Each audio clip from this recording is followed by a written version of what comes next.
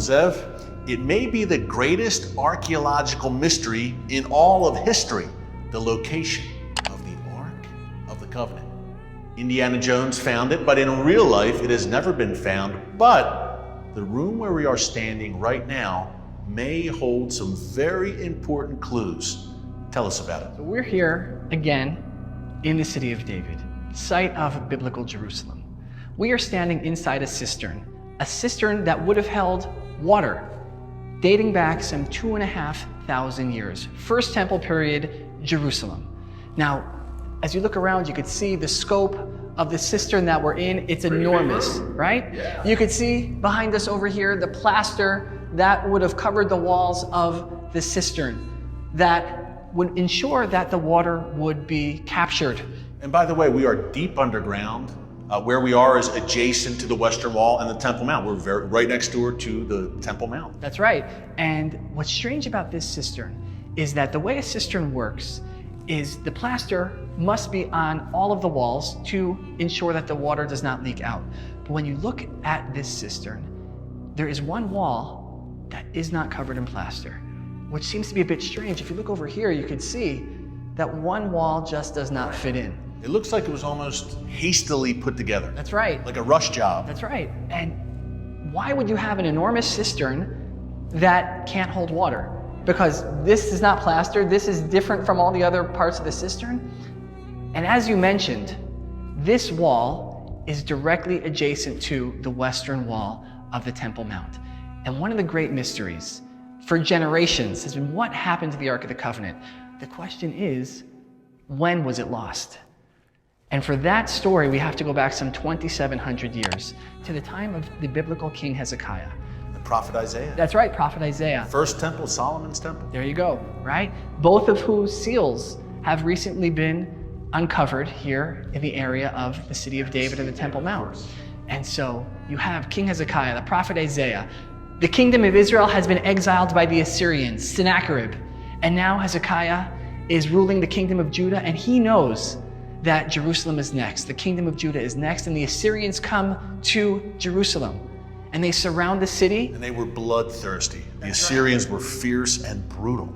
And they were undefeated, and they come to Jerusalem. And it says in archaeological antiquities discovered in ancient Assyria that they trapped Hezekiah like a bird in a cage. But the prophet Isaiah says, Hezekiah, don't worry. By the way the king of Sennacherib came, so shall he return. He will not enter Jerusalem. Not a single arrow will fall within the walls of Jerusalem. And the next morning, the entire Assyrian army is gone. Now, how many? You're talking well over 100,000, according to the Bible, right? We're talking about 2 Kings. We're talking, and it's corroborated by Taylor's Prism, found in modern-day Iraq, which corroborates that the Assyrians came, surrounded Jerusalem, and they left. So now what happens? An amazing salvation. And now Hezekiah's son, Manasseh, who was not like his father, he did not walk in the ways of the Lord. Biblical scholars believe the wicked King Manasseh, for his own reasons, prepares these subterranean hiding places around and beneath the Temple Mount. Perhaps someplace like we're standing right now. Absolutely. Biblical scholars believe it could be somewhere in this vicinity. Now, why is he so concerned about the Ark of the Covenant? It's not because he was a deeply religious person. He wasn't. He was anything but. Anything but. But he understood that the Ark of the Covenant, at least for him, represented a national treasure. Even though it wasn't a symbol of faith, it was still an extremely valuable national relic that he did not want to lose. Yeah, no more powerful symbol for the Jewish people than the Ark of the Covenant. That's right. And therefore, he has the same interest that perhaps the prophet Isaiah also does at the time when he prophesies that Jerusalem is going to fall, that he understood that at some point the temple treasures, the temple itself, it's not going to save Israel if they sin. And so Manasseh said, I'm going to come up with hiding places to hide away the Ark of the Covenant. A few generations go by, And now Josiah, the righteous king Josiah, is ruling. And he begins to see, so to speak, the writing on the wall. And he gets the feeling that it's time to hide away the ark. And so what does he do? For one last time, there is a big national celebration of the Passover holiday. And so now we're reading from 2 Chronicles, chapter 35, verse 3, where Josiah says to the Levites who are consecrated to the Lord, who taught all of Israel, "Put the holy ark in the house that Solomon, son of David, king of Israel, built, as you no longer carry it on your shoulders. See now to the service of the Lord your God and his people Israel." So seemingly, Josiah is telling the Levites, that's it. You're going to carry the ark one last time, and then you're going to hide it away for it to be saved for some future time. Josiah maybe saw or felt the gathering storm on the horizon in the form of the Babylonians. That's right.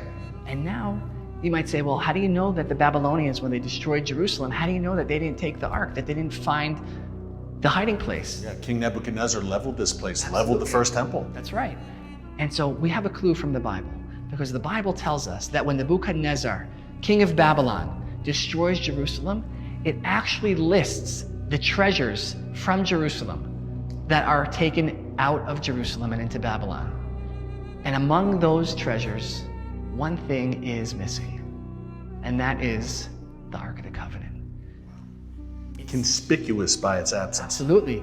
And so it would seem that the hiding place that perhaps King Manasseh prepared and that King Josiah made use of to hide away the Ark of the Covenant, it seems to have held, that it remained a secret. And so there are lots of mysteries. People say perhaps the Ark is in Alexandria, Egypt, perhaps in Ethiopia. But one other prevalent theory is perhaps it's still in Jerusalem. Perhaps it never left. So here we are again, in an ancient cistern, dating back some 2,500 years to the First Temple period of Jerusalem, standing here in the city of David, just adjacent to the Western Wall, to the Temple Mount.